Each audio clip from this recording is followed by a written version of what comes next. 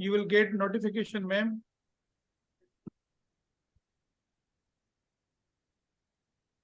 अस्सलाम वालेकुम। I वालेकुम am अस्सलाम।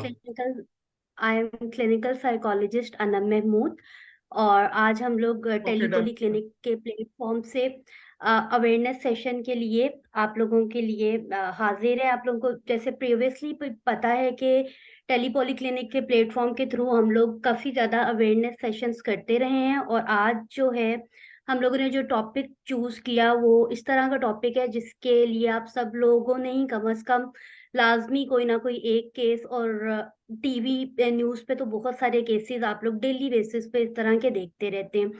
तो हम लोगों ने स्पेशली इसके लिए आज ऑर्थोपेडिक सर्जन से टाइम लिया, क्योंकि इस टॉपिक की अवेयरनेस जो है वो बहुत ज़्यादा ज़रूरी है। अच्छा, पाकिस्तान के हवाले से अगर मैं बात करूं तो पाकिस्तान में जो एक मेजर कॉज है डेथ का वो ट्रॉमा होता जा रहा है, और इसमें जो है ये एक्सीडेंट और रोड एक्सीडेंट्स जो है वो बहुत ज़्यादा वजह बन रहे हैं। तो हम लोगों ने टाइम लिया स्पेशल। तो सबसे पहले मैं वेलकम करना चाहूंगी डॉक्टर मंजूर हुसैन को, जो कि ऑर्थोपेडिक सर्जन हैं, और इन्होंने हमें निश्तर हॉस्पिटल मुल्तान से ज्वाइन किया है। अस्सलाम वालेकुम सर। वालेकुम अस्सलाम मैडम। ठीक। जी सर। सर बहुत शुक्रिया आपके टाइम का। तो मैं वक्त को ज़ाया किए बगैर आपसे इस टॉपिक के बारे में जानना चाहूंगी। सर आप सबसे पहले तो मुझे ये बताइएगा कि आप क्या देखते हैं कि अपनी प्रैक्टिस के दौरान में कि जो रोड एक्सीडेंट से मुतल्लिक केसेस आते हैं उसमें ज़्यादातर कॉमन कौन सी प्रॉब्लम्स रिपोर्ट होती हैं? पाकिस्तान पे बल्कि ऑल ओवर द वर्ल्ड, जैसे आपने इंट्रो में बताया कि लीडिंग कॉज ऑफ डेथ है। अगर हम पाकिस्तान को देखें तो about 35,000 deaths per year trauma की वजह से हो रही है। और जो इससे डिसेबिलिटी है that is approximately 70,000 approximately disabilities due to trauma होती है। अब हमारे पास ट्रॉमा के डिफरेंट फीचर्स प्रेजेंट करते हैं। वो रोड ट्रैफिक एक्सीडेंट की वजह से भी हो सकते हैं, वो फायर आर्म की वजह से भी हो सकते हैं, इसलिए फॉल के साथ भी वो प्रेजेंट कर सकते हैं, जो पीडियाट्रिक एज ग्रुप में मोस्ट कॉमन है। मेजर जो एक्सीडेंटल रेलवे ट्रैक का या एक्सीडेंटल, जैसे पाकिस्तान के प्रीवियसली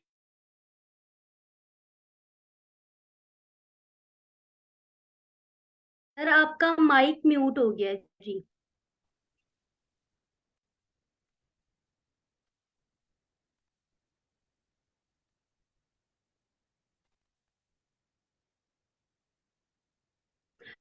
अच्छा सर, आपकी पाकिस्तान साइड से पहले जी जी सर, मैं आपसे ये पूछना चाहूंगी कि जिस तरह के आपने बताया कि कॉमन प्रॉब्लम होती हैं, रिपोर्ट होती हैं, तो ये जाहिर बात है जब हम लोग एक्सीडेंट के दौरान देखते हैं कि फैमिली सफर कर रही होती हैं तो उसमें बच्चे भी होते हैं। तो बच्चों में कौन सी प्रॉब्लम्स आप देखते हैं जो कि रोड एक्सीडेंट्स के बाद आती हैं? रोड ट्रैफिक एक्सीडेंट की वजह से कोई सर आपका माइक म्यूट है। तो वो ये है कि से या बच्चों में हमारे पास ऑर्थोपेडिक इमरजेंसीज में पेशेंट प्रेजेंट करते हैं, वो किसी के साथ करते हैं। मोस्टली बच्चों में जो कॉमन काज है वो हिस्ट्री ऑफ फॉल के साथ प्रेजेंट करते हैं, जिसमें एल्बो के फ्रैक्चर हो गया या फीमर का फ्रैक्चर हो गया, ये ज्यादातर कॉमन काज है। ट्राइसेल इंजरीज हो गई, ये ज्यादा कॉमन काज करती है। अगर तो रोड ट्रैफिक एक्सीडेंट की वजह से एक ट्रॉमा के साथ पेशेंट प्रेजेंट कर रहा होता है तो वो पूरी ट्रॉमा का भी हो सकता है, वो सिंपल फ्रैक्चर भी हो सकता है, उसमें ओपन फ्रैक्चर्स भी हो सकते हैं, स्पाइन का फ्रैक्चर भी हो सकता है। तो जो ट्रॉमा का काज है, ट्रॉमा की वजह से जो फ्रैक्चर होता है, वो तो anything can happen. But approximately जो पेशेंट फॉल के साथ हमारे पास प्रेजेंट करते हैं उनमें फाइसल इंजरी है और सुप्राकंडाइल ह्यूमरस के कोनी के फ्रैक्चर जिसको हम बोलते हैं, या कुल्ले के फ्रैक्चर, जो है ना बच्चों में ये ज्यादातर अब देखने में आया कि ये ज्यादातर प्रेजेंट करते हैं। सही। ठीक है।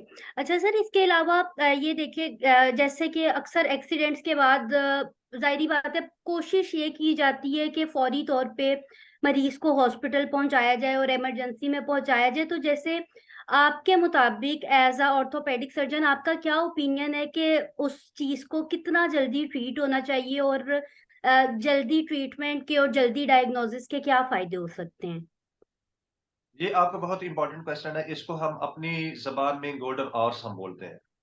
जो गोल्डन आवर्स ये ओके। होता है कि जो इंसिडेंट ऑफ ट्रॉमा है और जो हम हॉस्पिटल में पहुंचते हैं इसके दरमियान में कितना टाइम है, वो 1 घंटे या 2 घंटे का होता है। इसमें ये होता है कि पेशेंट का जब ट्रॉमा होता है तो हम उतना जल्दी जहां हम लेके जाएंगे तो उसकी असेसमेंट जितना अर्ली होगी, जितना अर्ली उसकी इंटरवेंशन होगी, उतना ही उसका प्रोग्नोसिस उतना अच्छा होगा।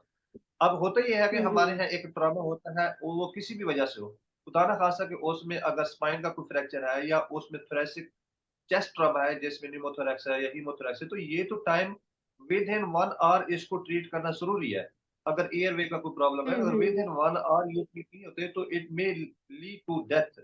तो इसलिए हम इसको गोल्डन आवर्स बोलते हैं। अगर वास्कुलर इंजरी हमारे पास आ जाती है कि एक ट्रॉमा अगर खुदा ना खास्ता रग कट गई है, तो उस वजह से भी हम्म अगर उसको हम करते हैं तो 6 आवर के बाद अगर पेशेंट प्रेजेंट करता है तो उसका वास्कुलर रिपेयर कर भी दो तो उसका प्रोग्नोसिस इतना अच्छा नहीं होता, तो उसमें फिर एम्पुटेशन यानी कि लिम्ब को काटना पड़ सकता है। तो इस हवाले से हम्म जो हमारे यहाँ प्रॉब्लम रहा है कि अगर बच्चे भी गिरते हैं तो वो कोहनी का फ्रैक्चर होता है, वो सिंपल सा फ्रैक्चर होता है, उसको अर्ली अगर ट्रीट किया जाए तो उसका बहुत अच्छा आउटकम आ सकता है। होता ये है कि हमारे यहाँ हम्म पाकिस्तान में या बैकवर्ड इतिहास में पेशेंट को या तो डॉक्टर्स की अवेलेबिलिटी नहीं होती या डॉक्टर्स अवेलेबल होते तो लोगों में शोर नहीं होता। तो ये इधर-उधर हम्म घूमते फिरते रहते हैं, फैक्ट्री के पास चला जाता है या दूसरी, तो वो जो टाइम स्पैन होता है कि जिसमें हमने उसको ट्रीट करना तो वो स्पेंड कर देते हैं। जब वो स्पेंड करके हम्म फिर हॉस्पिटलाइज़ होते हैं, तो उसकी वजह से फिर कॉम्प्लिकेशंस ज़्यादा आती हैं। इवन कि हमने ये भी देखा है कि बच्चों में सिंपल कोहनी का फ्रैक्चर है, घर में बच्चा खेलते हुए गिरा है, जिसकी वजह से उसको कोहनी का फ्रैक्चर हो गया। अब उन्होंने 3 से 4 दिन ज़ाया कर दिए। वो टाइट बैंडेजेस हो गई, स्वेलिंग हो गई, हम्म कंपार्टमेंट सेट हाथ की डिसेबिलिटी हो गई या इवन के वास्कुलर कंप्रोमाइज़ हो गया। हम्म या फिर अगर वास्कुलर कंप्रोमाइज़ ना हो तो वो फिर मेल यूनिट में चले जाते हैं तो अल्टीमेटली वो डिसेबिलिटी के साथ फॉर लाइफ रहते हैं। तो इसलिए अवाम के लिए एक मैसेज जो यहाँ हम्म पे है, वो ये है कि ट्रॉमा का जो गोल्डन आवर्स होते हैं, आप उसमें एट लीस्ट ऑर्थोपेडिक सर्जन्स को या डॉक्टर्स को ज़रूर कंसल्ट करें, ताकि वो आपकी चीज़ के प्रोग्नोसिस और सीवियरिटी के बारे में जल्दी असेस कर सके और बता सके। जी, सर ये आपने बहुत ही इम्पोर्टेंट बात सबके लिए बताई है और यहाँ पे आपका ये भी एक्सपीरियंस है। हम लोग जिस तरह जैसे मैं लोगों को ये पता ही होगा कि डॉक्टर मंजूर जो है वो हमारे साथ पैनलिस्ट भी हैं टेलीपोली क्लिनिक में, और ऐसे हम लोगों ने बहुत सी प्रॉब्लम्स देखी हैं जो कि लोग ये बता रहे होते हैं, जो इन्होंने अभी कोट की कि बच्चा रात को गिर गया था या कोई कहीं पे बाइक से गिर गया था, तो वो लोग डायरेक्ट घर ले आते हैं और वेट कर रहे होते हैं कि कुछ नहीं होगा, और नेक्स्ट डे जो है वो पेन्स और वो सब चीजें जो है वो बॉडी में निकल रही होती हैं, और उसके लिए वो लोग फिर डायरेक्ट आके पूछ रहे होते हैं कि क्या करना चाहिए। तो इसके लिहाज से जो है वो अर्ली इंटरवेंशन जो है वो बहुत ज्यादा इंपॉर्टेंट होंगी। अच्छा सर, एक और भी चीज है, जैसे कि हमारी भी मतलब फैमिलीज में इस तरह से होता है कि बाजुकात जैसे बाइक पे कोई जा रहा है, तेज बाइक की वजह से कोई कोई गिर जाता है, वो लोग घर आ जाते हैं और बाद में मतलब उन्हें लगता है वक्ती तौर पे कि कुछ भी नहीं हुआ, नेक्स्ट डे जो पेन आती है, इसके लिए आपका क्या ओपिनियन है? लाइक गिरने के बाद फौरी तौर पे उसका पता नहीं चलता, मतलब रोड एक्सीडेंट में बाज औकात ऐसा होता है कि इंटरनली या मस्कुलर कोई ना कोई मसला होता है जिसमें अल्ट्रासाउंड का बाद में कहा जाता है कि लाजमी होना था, जैसे आप भी वहां पे कहते हैं केसेस में कि आप अल्ट्रासाउंड या एक्सरेज जो है वो अपने शेयर करें। तो उसके बारे में आपका क्या ओपिनियन है कि हम लोगों को कितने जल्दी उसको असेस करा लेना चाहिए जो पता आपने क्वेश्चन लगवाने किया के लिए? इसको इसको हम अपनी ज़बान और में क्या क्या एक टेस्ट है सेंटेंस, जो कि असेसमेंट के लिए करवाए? जो आप क्वेश्चन कर रही हैं ना को उसका इनडायरेक्टली हम जो अपनी मेडिकल लैंग्वेज में हम बोलते हैं इसको इम्पेंडिंग कंपार्टमेंट सिंड्रोम या कंपार्टमेंट सिंड्रोम हम बोलते हैं। होता यह है कि पेशेंट को चोट लगती है, सिंपल, वो जी। समझता है कि जस्ट ये पट्टी की चोट है, गोश्त की चोट है, इससे कुछ भी नहीं होगा, घर ठीक हो जाता है। तो उससे प्रॉब्लम ये होता है कि वो इंटरनली मसल ब्लीड कर रहे होते हैं जिसकी वजह से अंदर का प्रेशर बढ़ना स्टार्ट हो जाता है। जैसे-जैसे प्रेशर बढ़ता है हम्म तो उसकी वजह से जो खून की रग है उन पे भी प्रेशर बढ़ता है, तो जिसकी वजह से वो पेन भी ज़्यादा करते हैं और आगे खून की सप्लाई भी मुतासर हो जाती है। अब यहाँ पे एक इम्पोर्टेंट चीज़ ये है हम्म कि जो अवाम समझती नहीं है कि वो इस पे टाइट बैंडेजेस बाँध देती हैं या फिर वो क्या करता है कि पाँव को लटका के बैठे रहता है, लिम्ब को एलिवेट नहीं करते। तो इनिशियल फेज़ पे जब सॉफ्ट टिश्यू ट्रॉमा होता है, तो उसमें सबसे इम्पोर्टेंट जो चीज़ हमने देखनी होती है, उसमें कोल्ड स्पॉन्जिंग होती है। कोल्ड स्पॉन्जिंग करनी चाहिए, लैम्प को एलिवेट करना चाहिए, एनाल्जेसिक लेने चाहिए। अब जो दूसरा आपने इसका सेगमेंट पूछा कि इस तरह की चीज़ों को किस तरह हमने इन्वेस्टिगेशन करें। देखें कंपार्टमेंट सिंड्रोम जो होता है ये टोटली क्लिनिकल एक डायग्नोसिस होता है। इसमें अल्ट्रासाउंड की या एक्स-रेज़ की बात ज़रूरत नहीं पड़ती, ये हम डायरेक्टली देख सकते हैं। हमारी अपनी रूटीन प्रैक्टिस में ऐसा इमरजेंसी केस लेते हैं। अगर सपोज करें कि मेरे सामने एक पेशेंट बैठा है जिसकी 3 हड्डियां फ्रैक्चर है और उसका कोई वेसल एक इंजरी या कंपार्टमेंट सिंड्रोम नहीं है, तो मैं उसका अर्ली ऑपरेट नहीं करूंगा। अगर एक ऐसा पेशेंट आ जाता है जिसका अच्छा। चोट लगने की वजह से अंदर कंपार्टमेंट सिंड्रोम हो गया है और उसकी आगे पल्सेस नहीं आ रही, तो इस तरह के पेशेंट को उस वक्त करूंगा और उसी वक्त ऑपरेट करूंगा। तो इसके लिए किसी भी टेस्ट की जरूरत नहीं है, इस क्लिनिकल असेसमेंट बहुत जरूरी है। अच्छा सर, जैसे कि हॉस्पिटल्स की इमरजेंसीज में हम लोगों ने इस तरह के केसेस बहुत देखे हैं कि ब्लड निकल रहा होता है इमरजेंसी में। जाहिर बात है, रोड पे एक्सीडेंट हुआ है, एकदम वो उनका फुल शर्ट्स ब्लड से भरी हुई है या कहीं पे कट्स लगे हुए हैं। तो आपके ख्याल में मतलब जाहिर बात है वो केसेस लग रहे होते हैं कि सीरियस हैं बहुत ज्यादा। तो ऐसे कौन से फैक्टर्स हैं एक्सीडेंट के दौरान में जिससे पता चलता है कि ये वाकई सीरियस किस्म का ट्रॉमा है? इसके लिए हम जो सिवियरिटी देखते हैं वो अकॉर्डिंग टू द एटीएलएस प्रोटोकॉल होता है। एडवांस ट्रॉमा लाइफ सपोर्ट एक प्रोग्राम, एक हमारा प्रोटोकॉल होता है। उसमें हमारे लिए सबसे जो ज्यादा सीरियस हम्म। पेशेंट वो होगा जिसका एयरवे का प्रॉब्लम होगा, सांस नहीं आ रही, जिसकी ब्रीथिंग ठीक नहीं आ रही, जिसकी सर्कुलेशन का हम्म। प्रॉब्लम है, या जिसको न्यूरोलॉजिकल डेफिसिट है। ये हम एक कैटेगराइज करते हैं, असेसमेंट करते हैं। बाज औक़ात पेशेंट को लग रहा होता है कि भाई उसका हम्म। तो ब्लड इतना ज़ाया हो रहा है, ठीक है, इतना जख्म है, तो वो पेशेंट ज्यादा सीरियस होता है। और दूसरा जो सर आपका माइक म्यूट हो गया। में ज्यादातर जो प्रॉब्लम होता है वो चेस्ट ट्रॉमा का आ रहा होता है। चेस्ट ट्रॉमा में अभी ओके। फिजिकली तो बाजरा है, तो कभी ब्लड जाए, और हम्म। लेकिन अंदर क्रैक्स, उसकी ब्रीथिंग सर्कुलेशन, ब्रीथिंग पैटर्न, इसलिए क्योंकि हम ब्लड को, ठीक है कि वो उसका वोंड जो होता है वो एक क्रिटिकली या फ्रैक्चर के मैनेजमेंट के लिए इंपॉर्टेंट होता है, लेकिन वो सिवियरिटी को कभी हम्म। आइडेंटिफाई नहीं करता। सेवेरिटी को आइडेंटिफाई करने के लिए बहुत सारी चीजें डॉक्टर देखता है, जिसको अर्ली असेस करना, प्राइमरी सर्वे होता है जिसमें एटीएलएस प्रोटोकॉल होता है, फिर सेकेंडरी हम सर्वे करते हैं जिसमें बॉडी को एग्जामिन करते हैं। ठीक हो गया। अच्छा सर, ये जैसे कि ट्रॉमा हुआ, मतलब रोड एक्सीडेंट के बाद लोग आ गए, हॉस्पिटल आ गए, उनकी मैनेजमेंट हो गई, उसके बाद क्या कॉम्प्लिकेशंस आती हैं? देखिए हमारे पास जो पेशेंट आता है ना, प्रॉब्लम ये होता है कि आपका ट्रॉमा और आपके ट्रीटमेंट दरमियान में स्पैन कितना है। अगर हम पिछले क्वेश्चन से कोरिलेट करें, अगर एक हम्म।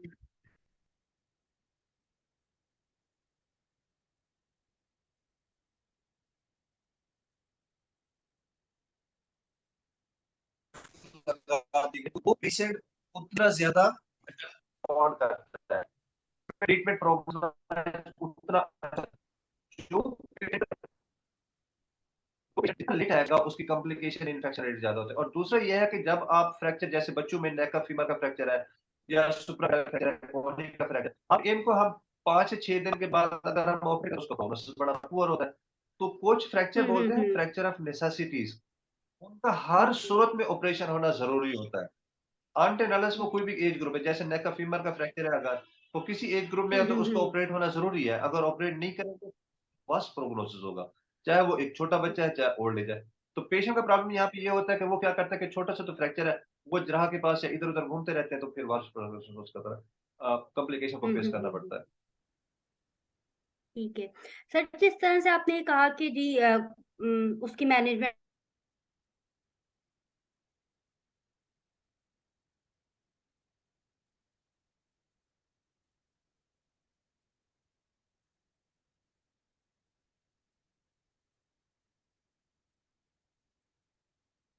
आपकी तरफ से हो नेट की गई, तो इसमें इंटरप्शन आई है, आप अपना क्वेश्चन दोबारा रिपीट करें, थोड़ा सा पॉज आया है।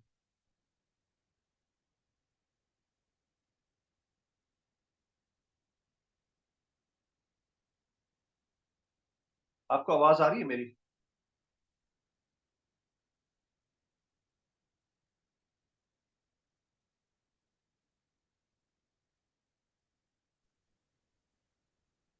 आपको आवाज आ रही है? थोड़ा जी इंटरप्शन हो सर। गई थी आपकी। जी सर, वो थोड़ा सा ना कनेक्शन लॉस्ट हो गया था।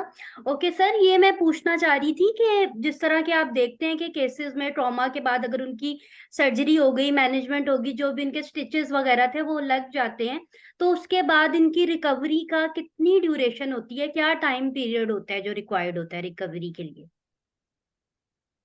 देखिए, हर फ्रैक्चर का ट्रीटमेंट हो जाने के बाद उसका रिकवरी पीरियड डिपेंड करता है पेशेंट की एज क्या है और प्रॉब्लम क्या है। जो ज्यादातर होता है कि 2 वीक्स पे मोस्टली हम सॉफ्ट टिश्यू हीलिंग को हम देते हैं, 2 वीक्स टू 3 वीक्स इसमें लग जाते हैं। बाकी जो फ्रैक्चर की हीलिंग है उसमें यूनियन रेट्स हम देखते हैं, 3 मंथ टू 9 मंथ तक वेरी करता है, depend upon the different factors. अगर इन्फेक्शन कोई नहीं हुआ, कोई प्रॉब्लम इस तरह का नहीं हुआ, तो 6 to 9 मंथ तक मैक्सिमम पीरियड लग सकता है जिसमें पेशेंट फुली रिकवर कर जाता है। हम्म। ठीक है सर, यहाँ पे एक मैं पब्लिक में एक क्वेश्चन आया है, वो मैं बोल देती हूँ अगर हमारे टॉपिक से रिलेटेड। इन्होंने लिखा हुआ है कि 3 साल पहले जो है वो मुझे डिस्क स्लिप हो गई थी। मैंने बहुत ज्यादा कोर्स किए हैं, मुझे वक्ती तौर पर आराम आ जाता है, लेकिन ज्यादा चलूं तो फिर जो है वो पेन स्टार्ट हो जाती है। देखिए, जो स्पाइन के इश्यूज हैं, ये है इसकी क्या? एक मेजर मेजर मेजर प्रॉब्लम्स है स्पाइन के। मोस्टली देखने में ये है हम्म कि जो डिस्क के प्रॉब्लम होते हैं ये एडल्ट एज में ही होते हैं। एडल्ट एज मतलब 25 से 30 साल 40 साल की उम्र में डिस्क के प्रॉब्लम होते हैं। वेट लिफ्टिंग है, हैवी वेट हम्म है, कॉमन है, ओबीज है पेशेंट, उस तरह में डिस्क के प्रॉब्लम्स आना स्टार्ट हो जाते हैं। अब इसके लिए देखने हम्म। में ये है कि 80 to 90% जो पेशेंट्स होते हैं वो डिस्क के फिजियोथेरेपी और मेडिकेशन के थ्रू, यानी कि कंजर्वेटिव मैनेजमेंट से हो जाते हैं। बट यहाँ पे एक चीज हम्म। देखना ये है कि हर लो बैक पेन, यानी कि कमर का पेन, वो डिस्क की वजह से नहीं होता। और हर कमर के पेन को डायरेक्टली जाके ओके फिजियोथेरेपी की भी जरूरी नहीं होती। जब तक उसका आप डायग्नोसिस नहीं बनाते, ओके। आपको पता नहीं चलता कि डिस्क है, डिस्क किस ग्रेड की है। इवन के ऐसी भी डिस्क स्लिप होती है उसमें बाज़ औक़ात विद इन 24 आवर, जिसको हम कार्डियक वेनस सिंड्रोम बोलते हैं, विद इन 24 आवर्स उनका ऑपरेशन करना ज़रूरी होता है। लेकिन कुछ ऐसी भी होती है जिसमें 5 मंथ, 6 मंथ, इवन के 1 ईयर तक पेशेंट रिहैब करता रहता है और मेडिकेशन के थ्रू उनके प्रॉब्लम रिज़ॉल्व हो जाते हैं। बाज़ औक़ात में जब रिज़ॉल्व ना हम्म। हो रही हो तो उन्हें सर्जरी की भी ज़रूरत पड़ सकती है। ये तो फिर हम हो क्लिनिकली जो गया। देखते हैं और साथ रेडियोलॉजिकली एमआरआई करवाते हैं। एमआरआई पे फिर डिसाइड करते हैं आया कि वेदर ही और शी नीड्स सर्जरी और नॉट। ओके सर, ये एक और क्वेश्चन पूछा हुआ है कि कफायत अली अब्बासी, उन्होंने पूछा है कि सर मुझे 3 दिन पहले हाथ में बाइक की टक्कर से चोट लग गई थी। जैक जैकबाबाद और शिकारपुर में कह रहे हैं कि लग गई थी। अब आपके ख्याल की क्या मैनेजमेंट होनी चाहिए? आपकी तरफ से नेट की थोड़ी सी मुझे इंटरेक्शन हुई है। लगता है कि इन्होंने आप सही दोबारा तरीके क्वेश्चन को से वो दोबारा अपनी बात रिपीट करें। कन्वे नहीं की। जी सर, मुझे लगता है इन्होंने अपनी जो बात पूछना चाह रहे हैं ना वो पूरी तरह लिखी नहीं है, तो मैं इनको दोबारा कहूंगी यहाँ पे प्रोग्राम में कि अगर आप हमें देख रहे हैं लाइव तो आप काइंडली अपना क्वेश्चन जो है वो एक क्लियर स्टेटमेंट में लिखें, ताकि मैं आपको यहाँ पे इसका आंसर पूछ के दे सकूं। अच्छा, इसके अलावा सर एक क्वेश्चन पूछा हुआ है दुर्र शहवार ने। उन्होंने पूछा है कि मेरी अम्मी की एज जो है वो 70 ईयर है और उनके घुटनों में शदीद पेन रहता है और हम लोग मल्टी वाइटामिन दे रहे हैं, तो इसका मतलब ट्रीटमेंट क्या होना चाहिए? पेन नहीं रुकती मल्टीविटामिन से। 70 ईयर एज में जो नी के प्रॉब्लम है इसको हम ऑस्टियोआर्थराइटिस कहते हैं। मोस्ट कॉमन जो काज है डीजेनरेटिव डिजीज। इसमें होता यह है कि जो जोड़ के दरमियान में हिफाजती प्लेटें होती हैं जिसको हम कार्टिलेज कहते हैं, वो एक्चुअली डैमेज हो रही होती है। खला जो होता है ना जोड़ का, कम हो जाता है। अब ये हम्म डिपेंड करता है कि 70 ईयर एज है पेशेंट की और पेन कर रहा है, तो उसमें हमने पहले पहले जो देखना होता है वो एक्सरे करवाना होता है स्टैंडिंग पोजीशन में, कि आया हम्म। कि इसके दरमियान में जो ओके कार्टिलेज है वो कितना बाकी बची हुई है। इसको हम अपनी जबान में ग्रेडिंग ओके। बोलते हैं। ग्रेड 1 ऑस्टियोआर्थराइटिस है, ग्रेड 2 है, ग्रेड 3 है, ग्रेड 4 है। अगर तो अर्ली हम्म। ऑस्टियोआर्थराइटिस है, ग्रेड 1 या ग्रेड 2 तक है, तो वो तो मेडिकेशन से ट्रीट हो जाता है और काफी हद तक मेडिकेशन और ओके। फिजियोथेरेपी के साथ वो ठीक हो जाता है। अगर तो ग्रेड 3 और ग्रेड 4 में चला गया है पेशेंट, अब उसमें एक डिफिकल्ट सिचुएशन आ जाती है। एज फैक्टर देखें और हम्म। उसमें हमने ये देखना है कि मेडिकेशन इतना दे सकते हैं, इसका रिकवरी कितनी है। वेट कितना है पेशेंट का।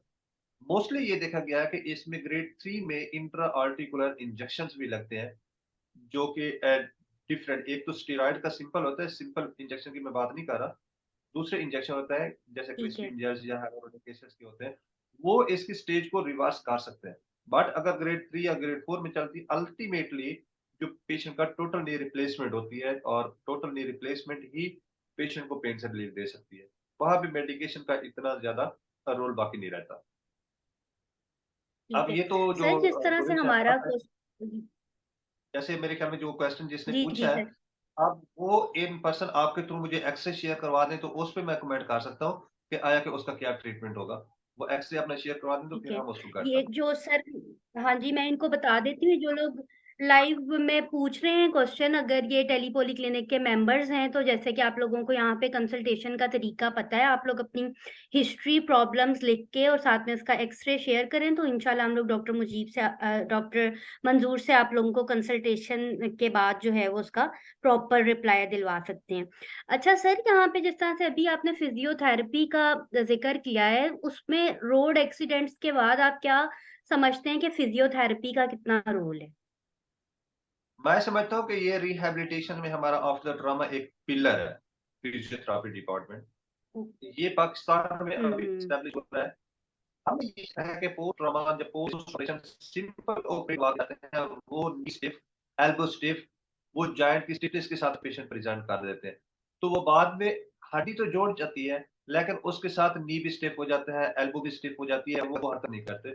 तो पेशेंट डरता है एक्चुअली ट्रॉमा के बाद, पेन के बाद, पेन की वजह से वो कहता है कि मैं अगर वर्जिश करूंगा, अगर जोड़ के हरकत करूंगा तो पेन ज्यादा होगा, तो वो फिर स्टिफनेस ज्यादा हो जाती है।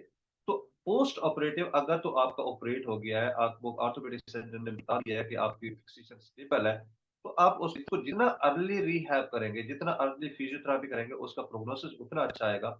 और उसमें स्टिफनेस या ये इस तरह के जो प्रॉब्लम्स हैं, मोस्टली हम मरीज में देखते हैं, तो वो अच्छा नहीं होगा। तो काफी अच्छा डिपार्टमेंट है, और उसके लिए जो रिहैब होनी चाहिए जरूर चाहिए।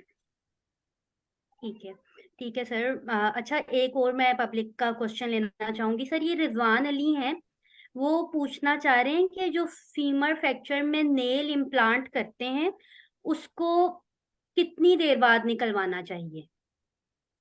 देखें, अगर तो एज है पीडियाट्रिक एज ग्रुप में, तो उसमें तो ओके। कंपलसरी है कि आप as soon as possible after the union 1 year में, 2 ईयर में आप जरूर निकलवा दें, क्योंकि हड्डी ग्रो कर रही होती है, बाद में वो नेल इनसाइड द फीमर ही रह जाता है।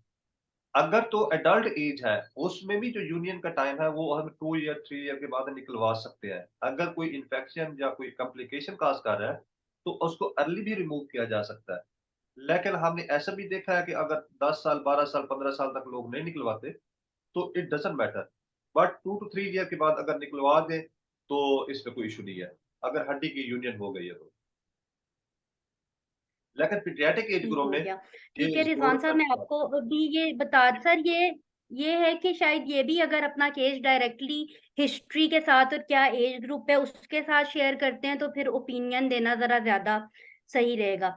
ओके सर, ये जो हम लोग देखते हैं कि बहुत सारे लोग, और अब तक काफी ज्यादा इस चीज में अवेयरनेस आई है कि बाइक चलाते हुए हेलमेट पहनना, या जो है वो ड्राइविंग के दौरान में सीट बेल्ट का लोग यूज करते हैं।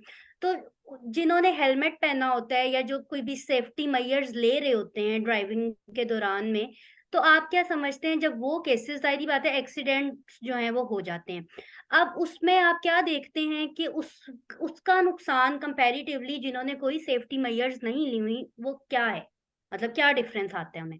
बहुत सारा डिफरेंस है। जो हेलमेट हम्म। है उसमें अगर आपने कभी वीडियो देखी हो, तो इवन ये भी होता है कि पेशेंट्स के व्हील या गाड़ी का या कोई ऐसी टक्कर लगती है, बाकी तो फ्रैक्चर हो जाता है लेकिन हेड इंजरी नहीं होती। हेड इंजरी बचाने के लिए जो हेलमेट का रोल होता है वो बहुत ही ज्यादा इंपॉर्टेंट है, और ये बहुत ज्यादा एक रेशो में हेड इंजरी से प्रिवेंट कर सकता है। बाकी जहां तक है कि ये जो सीट बेल्ट्स है, अब सीट बेल्ट में ज्यादातर हमने ये देखने की, अगर अगर सीट बेल्ट नहीं होता है, जितनी स्पीड से गाड़ी जा रही होती है, तो उसमें डैशबोर्ड इंजरी के चांसेस ज्यादा होते हैं।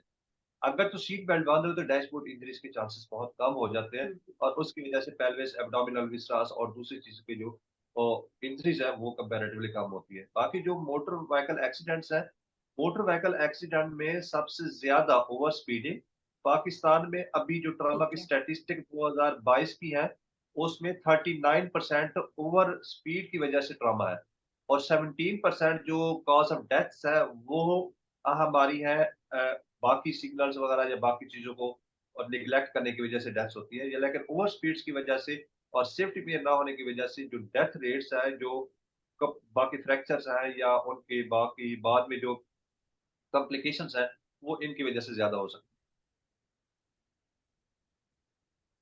हम्म। सही। अच्छा सर, एक तो ये कि कॉन्टिन्यूसली लोगों के उस पे प्रोग्राम में कमेंट्स आ रहे हैं और आपको थैंक्स बोल रहे हैं कि काफ़ी ज़्यादा इंफॉर्मेटिव सेशन है, तो उन सबका शुक्रिया कि जो लोग देख रहे हैं और प्रोग्राम को लाइक कर रहे हैं। अच्छा सर, एक ये चीज़ अभी जैसे मैंने क्वेश्चन पूछा आपसे, इसी से रिलेटेड, आपके ख्याल में ड्राइविंग के दौरान में एक्सीडेंट से बचने के लिए कौन सी ऐसी एहतियाती तदाबीर हैं जो लोगों को आपके ख्याल में लेनी चाहिए एक्सीडेंट से बचने के लिए, या आफ्टर जो मतलब केसेस आप देखते हैं जो कि हो जाते हैं, उनमें प्रॉब्लम्स आ रही हैं, फ्रैक्चर्स हो रहे हैं, जख्म, इनसे बचने के लिए? है। देखिए इसके लिए जो आपने क्वेश्चन किया है ना, इसमें पाकिस्तान के दो दो तीन ऑर्डिनेंस हैं जिसको नेशनल सेफ्टी ऑर्डिनेंस बोलते हैं। ये 1960 हम्म।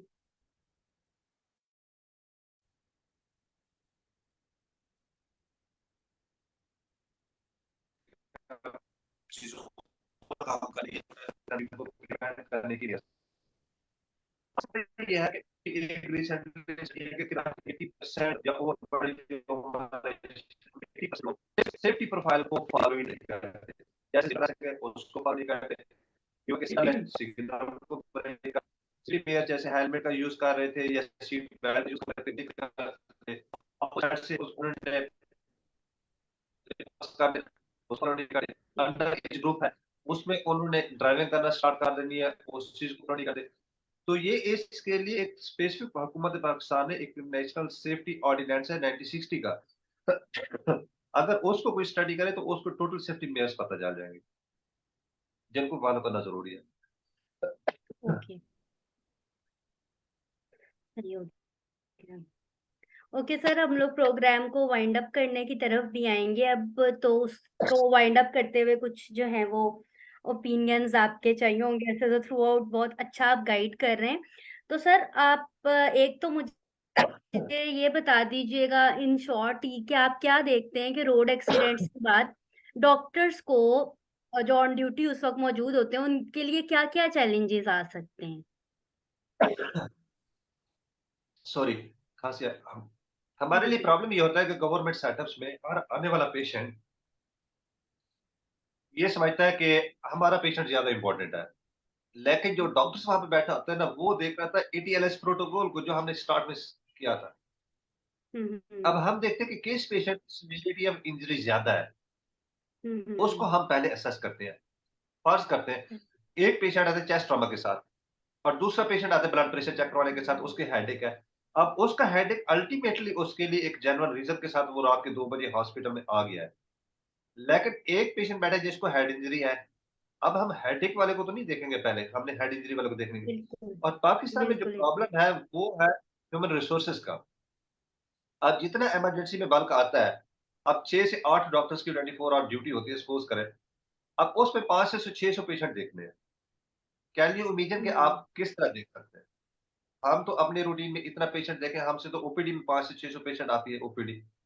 अब इसमें हम्म। गवर्नमेंट्स को चाहिए हॉस्पिटल की सेटिंग ज्यादा हो, उनमें रिसोर्सेज ज्यादा हो। अवाम की फ्रस्ट्रेशन इसलिए बड़ी इंपॉर्टेंट है कि उसको हम समझते हैं कि वो ठीक कहते हैं, लेकिन आगे भी जो बैठा है वो एक ह्यूमन बीइंग बैठा है। अब उस भी 24 आवर की वर्किंग में बैठा है, ठीक है कि उसका अल्टीमेटली एक इम्पैक्ट होता है। इवन के हमने देखा कि डॉक्टर्स की जो ऑन ड्यूटी स्ट्रेस है वो बढ़ती जा रही है ड्यू टू ओवरबर्डन। तो इसमें एक ऐसी डिबेट है जिसको हम जितना लेके जाएंगे वो उतना ज्यादा है, पर ओवरऑल डॉक्टर से जो कहता है वो सिवियरिटी ऑफ पेशेंट को ज्यादा देख रहा था, जो ज्यादा सीवियर डिजीज उसको हमने ज्यादा इंपॉर्टेंस देते थे कंपैरेटिवली। वो डिजीज जो कोई लाइफ थ्रेटनिंग नहीं होती। ठीक हो गया। जी सर, ये आपने बहुत ज़्यादा अच्छा एक्सप्लेन किया। वाक़ई जो भी मरीज़ को हॉस्पिटल में लेकर आते हैं, वो यही समझ रहे होते हैं कि हमारे मरीज़ को जो है वो सबसे ज़्यादा प्रोटोकॉल मिलना चाहिए, उसको सबसे पहले मैनेज किया जाना चाहिए। लेकिन ये बहुत ही इम्पोर्टेंट पॉइंट आपने बताया है कि आप लोग उसका असेस करने का क्राइटेरिया आप लोगों का डिफरेंट है और आप लोग देख लेते हैं उसको कि कौन-सा जो है वो हम लोगों को सबसे पहले ट्रीट करना है। अच्छा सर, टॉप टॉपिक जो है वो अवेयरनेस के हवाले से था कि रोड एक्सीडेंट और सेफ्टी और प्रिवेंशन और इसकी क्या इंटरवेंशन है। एट द एंड मैं आपसे पूछना चाहूंगी कि इस टॉपिक के लिहाज से आप पब्लिक को क्या अवेयरनेस मैसेज देना चाहेंगे एज अ ऑर्थोपेडिक सर्जन? क्या आपके लिए एक होगा स्पेशल मैसेज जो कि लोगों को अंडरस्टैंड करना चाहिए? देखिए, पाकिस्तान एक गरीब मुल्क है, जो मैं एक मैसेज देना चाह रहा हूँ। ये हर किसी का पता भी है कि पाकिस्तान जिस हालात से गुजर रहा है। पाकिस्तान ने पिछले साल 9 अरब डॉलर हेल्थ पे खर्च किया है। कौन सी हेल्थ? जो कि ट्रॉमा से रिलेटेड थी। ट्रॉमा की वजह से जो कॉम्प्लिकेशंस हुई है, हम्म। या जो ट्रॉमा की वजह से जो डेथ्स हुई है, या जो उसके एक्सीडेंट्स हुए हैं, उन पे 2020 या हम्म। 2022 की स्टडी है, उसके 9 अरब डॉलर खर्च हुए हैं। और पाकिस्तान 3 या 4 अरब डॉलर आईएमएफ से लेता है, तो उससे इतनी बड़ी मिन्नतें कर रहा होता है। अब ये एक अनड्यू एक्सीडेंट, ठीक है कि एक्सीडेंट हो जाते हैं, लेकिन अनड्यू जो हेल्थ पे एक इतना बड़ा बर्डन आ जाता है, तो वो बर्डन उस सूरत में ही कम हो सकता है जब एक आम शहरी अपनी रिस्पॉन्सिबिलिटी ले कि आया कि मैंने रोड पे जाना है, तो मैंने कौन से फॉलोज करने हैं रूल्स। मैंने गाड़ी ड्राइव जी। करनी है, मैंने कौन सी चीजें जरूर चेक करनी है। मैंने अगर कहीं पे भी कोई इस तरह का इवेंट्स होता है, तो उसमें किस तरह की रिस्पॉन्सिबिलिटी देनी चाहिए। तो ये रिस्पॉन्सिबिलिटी का जब तक आप में अमल नहीं आएगा, आप इसको नहीं करेंगे, तो पाकिस्तान में कई 9 अरब डॉलर ये अनड्यू हेल्थ हेल्थ पे खर्च होंगे। एक ट्रामा होता है, उसकी सर्जरी होती है, सर्जरी की कॉस्ट अलग से होती है, उसका 9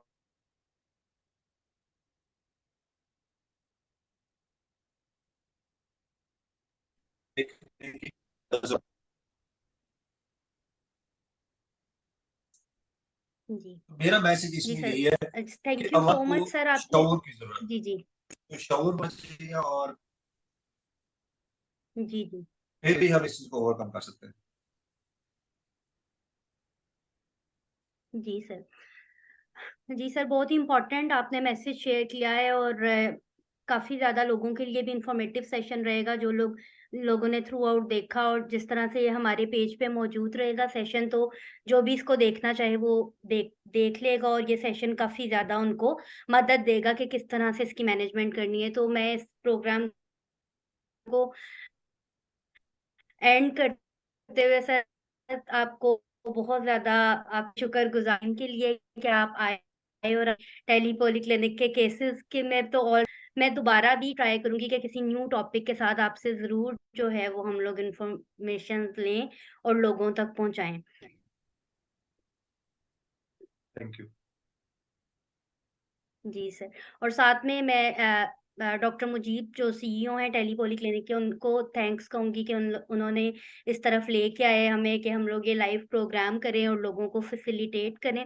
तो thank you so much doctor Mujeeb, and thank you so much doctor Manzoor Hussain. Okay, अल्लाह हाफिज। वेलकम। ओके, अल्लाह।